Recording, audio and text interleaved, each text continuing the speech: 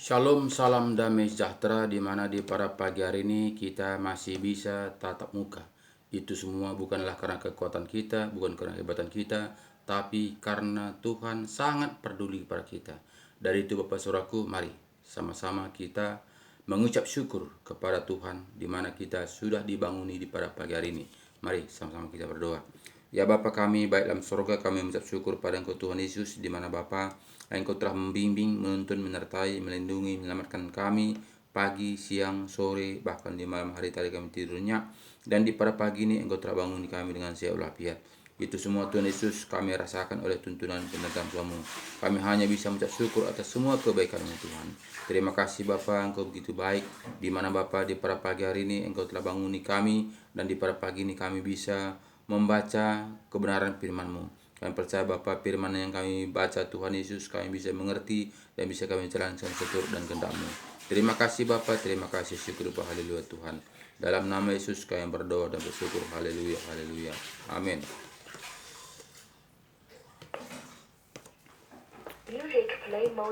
Shalom, salam damai sejahtera di mana di para pagi hari ini kita masih bisa tatap muka. Itu semua kami rasakan oleh tuntunan penyertaan pelindungan Tuhan. Dari itu Bapak Saudaraku, kita tetap bersyukur kepada Tuhan supaya Tuhan campur tangan dalam kehidupan kita sehari-hari. Karena tanpa Tuhan bekerja dalam kehidupan kita sehari-hari, tentu kita diombang-ambingkan dunia ini. Karena kita tidak bisa berbuat apa-apa. Karena kita tahu Bapak Ibu Saudaraku, kita ini adalah makhluk yang lemah. Kami percaya Bapak Engkau berkarya. Tuhan Yesus membimbing, menuntun sepanjang kehidupan kita sehari-hari supaya kita mampu untuk menjalankan seturut dan kehendak Tuhan. Jadi itu Bapak Saudaraku, marilah kita kembali kepada firman kebenaran untuk kita lakukan taat dan setia supaya kita mengerti jalan-jalannya Tuhan. Di mana di sini kita akan membaca firman Tuhan, di mana kita di sini harus punya iman. Harus punya iman sama seperti Bapak Abraham, supaya kita itu bisa menyatu dalam Tuhan, Tuhan dalam kita, kita dalam Tuhan. Bagaimana caranya? Jadi kita harus melakukan firman Tuhan taat dan setia. Di mana sini bacaan kita pada pagi ini Ibrani 11 ayat 1 mulai. Jadi judulnya saksi-saksi iman. Iman adalah dasar dari segala sesuatu yang kita harapkan dan bukti dari segala sesuatu yang tidak kita lihat. Jadi Bapak Saudaraku, di sini katakannya iman segala bukti. Walaupun kita tidak melihat, tapi kita punya iman, punya keyakinan. Bahkan kita tahu pada mulanya adalah firman. Firman itu adalah Allah sendiri. Jika kita tahu ada firman itu adalah sendiri, sehingga kita akan kembali kepada firman. Kembali kepada firman, kita membacanya, mengimaninya, mempraktekannya supaya kita dapat hadirat Tuhan, supaya kita mengerti jalan-jalannya Tuhan. Jika kita tidak membaca firman Tuhan, dari mana kita bisa mengerti? Jika kita hanya mendengar apa kata orang, tentu firman yang kita dengar itu tidaklah sama seperti apa yang tertulis dalam Alkitab. Karena manusia pasti sudah memoles, pasti firman Tuhan sudah dibumbui, pasti firman Tuhan diambil yang enak-enak saja, yang menenangkan daging. Kenapa Bapak Saudaraku? Karena rata-rata manusia ingin yang enak-enak, ingin yang indah-indah, ingin yang luar biasa, sehingga manusia tidak mau yang menyakitkan. Padahal firman Tuhan mengatakan, jika engkau mau mengikut aku, engkau harus memikul salibmu. Ikut aku, itu kata Tuhan Yesus. Jadi jika demikian, siapa yang mau datang kepada Tuhan Yesus jika kita tidak membuka hati? Karena apa? Karena penderitaan dialaminya. Di mana kita melihat Yesus penderitaan dialaminya semenjak dia lahir sampai dia mengakhiri dunia ini, penderitaan terus. Jadi itulah Bapa kita. Jadi kitalah generasi penerus. Jadi kita harus sama mengikuti jejak Tuhan Yesus. Jadi tidaklah seberapa manusia mau sanggup untuk melakukannya. Karena jika kita melakukannya dengan akal kita, dengan pintaran kita, dengan kedagingan kita, kita gimana pun tidak akan mampu. Tapi jika kita melakukannya dengan Roh Kudus yang membimbing kita, menuntun kita, menguasai kita, sehingga kita mampu. Karena apa? Karena Tuhan memberikan kekuatan kepada kita, kita tetap ditopang dengan tangannya. Jadi Bapak Saudaraku, ini pilihan adalah di tangan kita. Apakah kita mau membuka hati kita selebar-lebarnya untuk Tuhan? Apakah kita hanya mau melakukan aturan-aturan manusia? Jadi jika kita mengikuti aturan-aturan manusia, tentulah seturut dengan kehendak manusia. Tapi jika kita mengikuti aturan-aturan Tuhan, tentulah dengan seturut dengan kehendak Tuhan. Jadi Bapak Ibu Saudaraku, itu tergantung kita. Tuhan juga tidak memaksa kita. Tuhan memberikan pilihan kepada kita, lebar atau sempit. Itu tergantung kita. Jadi makanya Bapak Saudaraku, kita harus berhati-hati supaya kita betul-betul mendapatkan kehidupan yang kekal itu. Jangan kita hanya ikut-ikutan saja, jangan kita hanya KTP kita saja Kristen, tapi kita tidak melakukan seketurut kehendak Tuhan. Artinya Kristen itu artinya pengikut Kristus. Harusnya kita mengikuti bagaimana yang diajarkan Tuhan Yesus. Tapi kita melihat apalagi akhir dunia ini, akhir zaman ini, kita melihat saat ini banyak manusia hanya mengikuti aturan-aturan manusia, seakan-akan manusialah Tuhannya. Padahal kita tahu, akulah jalan, satu pun tidak sampai kepada Bapa jika tidak melalui aku. Itu kata Tuhan Yesus di Yohanes 14 ayat 6. Tapi kita membuat kebenaran diri sendiri. Kita mengikuti aturan-aturan manusia. Jika demikian Bapak Saudaraku, kemanakah kita? Kemanakah kita dibawa ini Saudaraku? Sadarlah kita ini Bapak Saudaraku, supaya kita jangan dininabaukan oleh penghuni dunia ini, sehingga mengatakan, udah tenang saja kamu kan sudah selamat, kamu kan sudah dibeli, kamu sudah dibayar dengan lunas dengan darah Yesus. Jadi udah, tak usah kamu berkarya lagi, tak usah kamu sibuk mencari kebenaran firman Tuhan. Itu lah kata-kata dunia ini Saudaraku, supaya kita jangan bergigih untuk mencari kebenaran firman Tuhan di dalam Alkitab ini. Makanya banyak orang Kristen saat ini Bapak Saudaraku tidak lagi ada kesempatan untuk membaca firman Tuhan. Cukup hanya mendengar saja, cukup hanya ke gereja saja. Kenapa? Karena dia sudah menganggap dia bebas, sudah menganggap dia di dalam Tuhan, sudah menganggap dia benar. Jadi Bapak Saudaraku, jika demikian, kemanakah kita nanti akhirnya? Nanti Tuhan mengatakan, pasti hanyalah kamu pembuat kejahatan, aku tidak kenal kamu. Jika demikian Bapak Saudaraku, apa yang kita perbuat? Jadi sebelum kita dipanggil, selagi masih Tuhan memberikan kesempatan buat kita Bapak Saudaraku, marilah, galilah, carilah, renungkanlah firman Tuhan ini, baca firman Tuhan ini dengan detail, di mana Tuhan Yesus sudah juga mengajari kita dengan detail, supaya kita mengerti jalan-jalannya Tuhan. Karena apa Saudara? Karena jika kita tidak kembali kepada firman Tuhan, kita tidak akan temukan originalnya. Jadi jika kita kembali kepada firman Tuhan, sini sangat jelas ada Roh Tuhan yang bekerja dalam kehidupan kita, ada Roh Tuhan yang mengajari kita, ada Roh Tuhan yang membimbing kita, ada Roh Tuhan yang membina kita, supaya kita paham untuk menjalankan kebaikan firman Tuhan ini. Jadi bukan dengan akal kita, bukan dengan pikiran kita, bukan dengan kehebatan kita, bukan dengan usaha kita, tapi karena ada Roh Tuhan untuk mengajari, membimbing, membukakan rahasia-rahasia kebenaran firman Tuhan. Jadi Bapak Saudaraku, kita mengalir seperti air mengalir. Jadi kita ini tidaklah dari pikiran kita, tidaklah dari otak kita, tidak lagi dari akal kita, tapi ada Roh Tuhan bekerja dalam diri kita. Karena apa? Karena ketika kita percaya firman Tuhan ini, membuka hati kita, dimateraikan Roh Kudus di dalam roh kita ini, disatukan dengan roh kita, sehingga Roh Tuhan itulah akan berkarya.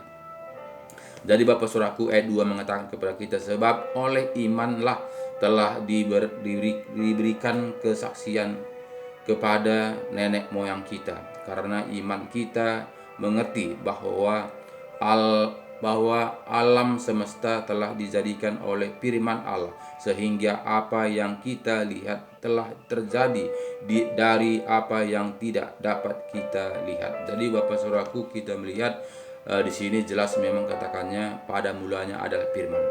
Firman itu adalah sendiri. Makanya di sini tadi katanya kepada kita ayat 3 tadi, karena iman kita mengerti bahwa alam semesta telah dijadikan oleh firman Allah. Jadi karena firman Allah jadi dunia, jadi laut, jadi laut, jadi cakrawala, jadi cakrawala, jadi bintang, jadi bintang, jadi bulan, jadi matahari, jadi matahari. Itu karena firman Tuhan berfirman. Jadi Bapak Saudaraku, kita tahu firman ini adalah Tuhan. Jika kita memang percaya firman Tuhan ini adalah Tuhan, kenapa kita tidak mau membaca firman Tuhan? Jika kita membaca firman Tuhan ini, berarti lahir Tuhan itu di dalam hati kita. Jika kita baca firman Tuhan ini sudah puluhan ayat, berarti firman Tuhan itu sudah dewasa dalam hati kita. Jadi disinilah kita akan didewasakan, sehingga kita makan nasi keras, tidak lagi susu, tidak lagi bayi. Jika kita sudah dewasa, kita tidak lagi minum susu, tapi kita sudah makan nasi keras. Jadi Bapak Saudaraku, banyak saat ini orang Kristen belum sanggup untuk makan nasi keras, padahal dari nenek moyangnya sudah Kristen. Kenapa seperti itu Saudaraku? Karena tidak ada pertobatan, tidak ada usaha untuk menggali firman Tuhan ini. Jadi dia datang lahir ke dunia ini untuk mencari akan dunia, tidak peduli akan rohnya. Padahal Bapak Saudaraku, kita tahu kita tidak bisa berbuat apa-apa hidup ini. Jika Tuhan panggil roh kita ini, bagaimanapun usaha kita, bagaimanapun kita berusaha untuk memberikan kesehatan kita, jika Tuhan ambil roh kita ini, kita tidak bisa berbuat apa-apa. Tapi kita kadang tidak mengerti dan tidak mau tahu bagaimana tentang roh kita, tentang nyawa kita ini. Kita menganggap nyawa kita ini punya kita sendiri. Kita menganggap nyawa kita ini kita yang berkuasa. Padahal ini kita tidak bisa berkuasa. Kita tidak bisa menahan satu detik pun jika Tuhan ambil. Jika kita sadari itu Bapak Saudaraku, tentu kita kembali kepada Allah. Karena Allah yang menciptakan kita, karena Allah yang memberikan roh kepada kita. Tapi kita menyadari karena kita sudah nina bobokkan oleh dunia ini. Kita tidur, tidak mau tahu tentang roh kita ini. Padahal yang berharga itu ada roh kita, bukannya tubuh kita ini. Banyak manusia pada saat ini kita melihat, jika tubuhnya sakit, segala cara dia upayakan, segala upaya dia kerjakan. Bahkan jika dia aja punya uang, dia berangkat ke luar negeri, ke Penang untuk berobat. Tapi rohnya, jiwanya tidak mau tahu. Padahal yang berharga itu, pergi pun kita ke Penang, jika Tuhan cabut roh kita ini, tidak ada gunanya. Tapi kenapa kita tidak pergi untuk kepada yang menciptakan kita? Kenapa kita tidak berserah kepada pencipta? Karena apa? Karena yang bekerja otak kita, yang bekerja akal kita, yang bekerja pikiran kita. Kita menganggap kita yang menguasai kita. Kita menganggap kita bisa menahan nyawa kita ini untuk hidup. Padahal tidak. Kita sedetik pun kita tidak bisa menahan nyawa kita ini jika Tuhan ambil. Jadi Bapak Saudaraku, sadarlah kita, supaya kita ini betul-betul mendapatkan hidup yang kekal itu. Karena tujuan kita di dunia ini diberikan Tuhan untuk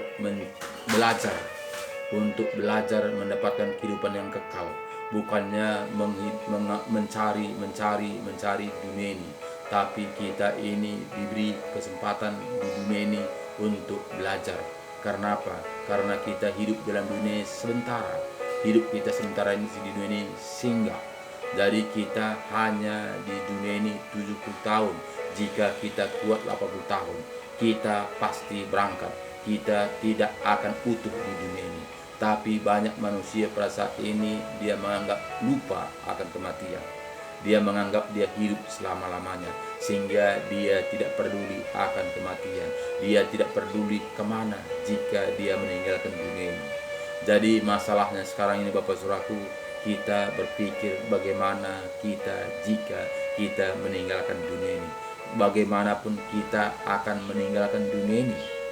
Jadi dari sekaranglah, selagi ada kesempatan Bapak Ibu Saudaraku, mari kita kerjakan keselamatan kita. Jangan kita lengah, jangan kita lalai, jangan kita lambai begitu saja Saudaraku, melewati hari-hari yang diberikan Tuhan tanpa kita bekerja untuk pemulihan nama Tuhan. Jadi Bapak Ibu Saudaraku, ayat 4 mengatakan kepada kita, karena iman Habel telah mempersembahkan kepada Allah korban yang lebih baik daripada korban Kain. Dengan jalan itu ia memperoleh kesaksian kepadanya bahwa ia benar, karena Allah berkenan kepada persembahannya itu, dan karena iman ia masih berbicara sesudah ia mati. Jadi bagaimana kita melihat iman Habel Bapak Saudaraku, sehingga dia berkenan kepada Allah, di mana dia mempersembahkan walaupun dia tidak melihat, tapi iman percayanya dia praktekkan. Dia mempersembahkan persembahannya dengan tulus, sehingga dia mendapatkan damai sejahtera. Kita melihat kemana ayat 5 mengatakan kepada dia, karena iman Habel, karena iman Henok terangkat supaya ia tidak mengalami kematian, dan ia tidak ditemukan karena Allah telah mengangkatnya.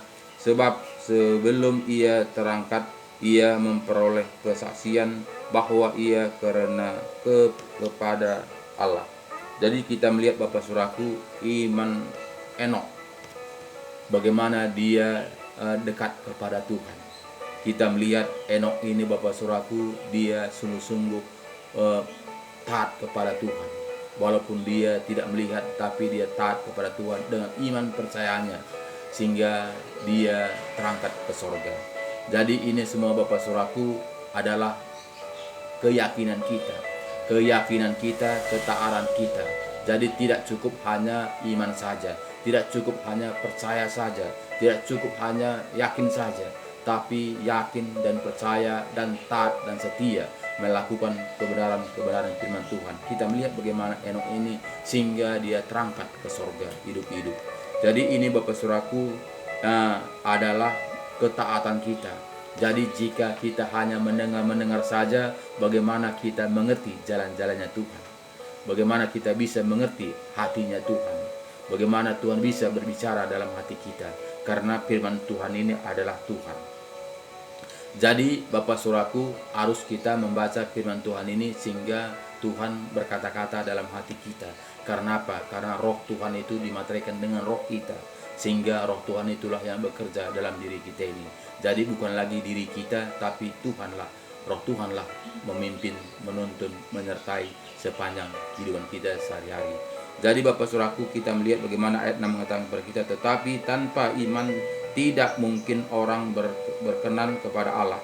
Sebab barang siapa berpaling kepada Allah, ia harus percaya bahwa Allah ada, dan bahwa Allah memberi upah kepada orang yang sungguh-sungguh mencari Dia. Jadi Bapak Saudaraku, bagaimana kita mempercayai seseorang, apalagi kita mempercayai Tuhan yang tidak kelihatan. Jika kita berpikir secara pikiran kita, jika kita berpikir secara logika kita, jika kita berpikir dengan benak hati kita, sedangkan manusia yang kita lihat saja tidak bisa kita percaya 100%. Kenapa? Karena banyak manusia saat ini tidak menepati janjinya, tidak bisa ditepati apa yang dikeluar dari bibirnya. Apalagi Tuhan yang tidak kita lihat. Jika kita berpikir secara pikiran kita, tentu kita tidak yakin dan percaya. Makanya Bapak Ibu Saudaraku, kita melihat pada saat ini tidak seberapa manusia taat dan setia kepada Tuhan. Banyak saat ini manusia mengatakan saya ini anak-anak Tuhan, tapi melakukan aturan-aturan manusia. tidak taat kepada firman Tuhan, tidak tunduk kepada firman Tuhan, tidak melakukan firman Tuhan dengan seutuhnya, tapi melakukan firman Tuhan ini dengan sesuai dengan kehendaknya. Makanya banyak firman Tuhan ini Bapak Saudaraku distabiloi ayat-ayat emas, ayat-ayat yang hidup, ayat-ayat favorit. Jadi Bapak Ibu Saudaraku yang saya kasih dalam nama Tuhan Yesus, semua isi Alkitab ini adalah ayat-ayat emas. Karena firman Tuhan ini sudah sempurna. Jadi firman Tuhan ini tidak ada yang tidak perlu, semuanya perlu. Semuanya kita butuhkan, semuanya kita harus konsumsi. Karena apa? Karena firman Tuhan ini sudah utuh, sudah sempurna, sama seperti tubuh kita ini. Tubuh kita ini tidak bisa kita cerai-beraikan. Ya, kita melihat, kita butuh cuma tangan. Jadi tangan ini tidak bisa berbuat apa-apa jika tidak ada otak kita mengendalikannya. Jadi kaki ini juga tidak bisa dikendalikan jika tidak ada otak kita. Jadi kita bekerja karena dikendalikan oleh otak kita. Jadi tangan nggak bisa katakan kaki cemburu, nggak bisa. Kata kaki, oh enak-enak aja kau di atas semua. Tanpa aku kamu tidak bisa bekerja, nggak bisa kemana-mana, kata kaki. Dia tidak, tapi kaki itu semuanya berjalan dengan sempurna, tidak menuduh satu dan lain, tidak mengecilkan satu dan lain, tidak menonjolkan satu dan lain, tapi semuanya itu bekerja sama. Jadi begitulah firman Tuhan ini Bapak Saudaraku, tidak bisa kita cerai-beraikan, tidak bisa kita buang hidung ini masa dia ada di atas mulut, ada ingus, ada udel di atas mulut ini, makan di bawah ini, bagaimana lah ini, buang aja hidung ini, nggak bisa. Memang sini sudah ciptaan Tuhan hidung di atas mulut. Nah, jadi begitu firman Tuhan ini kita nggak bisa cerai-beraikan, tidak bisa kita pisah-pisah, tidak bisa kita ambil yang enak-enak saja, tidak bisa kita yang ambil indah-indah saja, tapi kita pakai seutuhnya karena firman Tuhan ini sudah sempurna. Jadi kenapa manusia mengambil yang indah-indah saja? Karena manusia ingin seperti inginannya. Jadi manusia bukannya Tuhan yang berkuasa, tapi manusia yang berkuasa, manusia yang mengatur. Makanya kita melihat zaman Nuh, manusia memakai pikiran sendiri, sehingga Tuhan menyesal menciptakan manusia. Karena apa? Karena satu pun tidak taat kepada firman. Hanya Nuh sekeluarga yang selamat, karena dia yang taat kepada firman Tuhan. Selainnya semuanya dimusnahkan. Jadi begitulah hidup ini Bapak Saudaraku, sadarlah kita supaya kita konsumsi firman ini dengan utuh. Jangan kita kurang-kurangi, jangan kita tambah-tambahi. Kita punya iman, karena firman Tuhan ini kita punya iman. Karena firman Tuhan ini iman kita tumbuh. Karena firman Tuhan ini iman kita berbuat. Kita taat dan setia. Karena dasarnya firman. Jadi tidak cukup kita hanya mendengar kita punya iman, tidak. Karena apa? Karena jika kita mendengar kita punya iman, kita tidak tahu jalannya. kita seperti kita perjalanan. Jika kita berjalan untuk menuju rumah pemilik kita pamannya di kota Batam, jika tidak ada petunjuk, kita tidak akan jumpa dengan pemilik kita yang di Batam itu. Kenapa? Karena kita hanya percaya pemilik kita ada di Batam, tapi kita tidak tahu jalan di mana, nama alamatnya di mana, nomor berapa, kota mana, kita tidak tahu. Tentu kita tidak mendapatkannya. Karena apa? Karena surat petunjuk tidak ada. Tapi jika ada surat petunjuk jalan ini, nomor ini, gang ini, kita nama ini kita akan jumpa. Karena apa? Karena alamatnya lengkap. Jadi ini Bapak Saudaraku, Alkitablah petunjuk. Alkitablah surat itu, surat petunjuk jalan ke surga itu. Jadi jika kita Alkitab ini kita buang, jika Alkitab ini kita tidak hiraukan, bagaimana kita jumpa dengan alamat yang kita tuju itu? Itu mustahil. Mustahil. Itu perumpamaan sama seperti pemilik kita di Batam tadi. Jika tidak ada surat yang kita hafal dalam hati kita ini, nanti rumah saudaraku itu jalan ini jalan ini, kota ini, nomor ini, namanya ini, tentu kita tidak akan jumpa. Jadi begitu ya Bapak Saudaraku, supaya kita itu sadar, supaya kita itu kembali kepada firman Tuhan. Tidak cukup kita hanya mendengar saja. Jadi marilah kita buka Alkitab kita, berikanlah waktu kita untuk Tuhan. Kita berikan waktu kita untuk Tuhan. Apalagi Bapak Saudaraku, saat ini sangat gampang, sangat mudah untuk memberikan hati kita kepada Tuhan. Karena saat ini di mana saja kita berada, bisa kita membuka Android kita, membuka HP kita ini, bisa membaca firman. Jadi tidak lagi kita harus ada waktu tersita untuk membaca firman Tuhan. Sambil bekerja pun kita bisa sambilkan untuk selagi lengah, tidak ada pekerjaan, kita kerjakan, kita baca 1 ayat 2 ayat.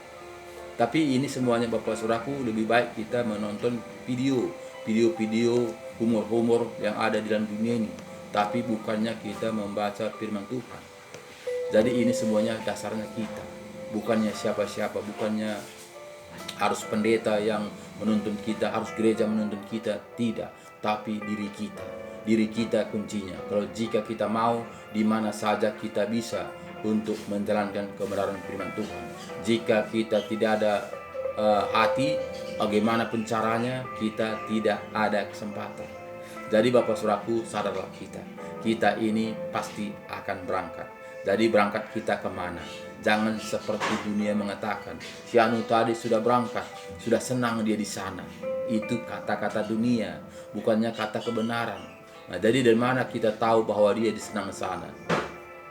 Padahal kita melihat dia sesuai dengan kitab, ada 2 tempat. Kita melihat adalah alam maut dan di kerajaan surga. Jadi ini kita tahu adalah alam maut ini adalah penyiksaan.